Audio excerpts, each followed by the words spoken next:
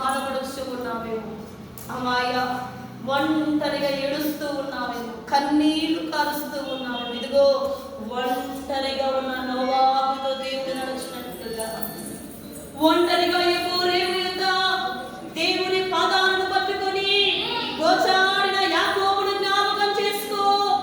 దేవుని కొరకు ఒకే కుటుంబము ఒంటరిగా దేవుని కొరకు నిలబడిన నోవాహు కుటుంబం జ్ఞాపకం చేసుకో. ఇదిగో అమాయ యెహోషువ ఎలాగైతే ఎరికో చూడాలి తండ్రి అని విశ్వాసముతో ప్రభువైపు చూద్దాం.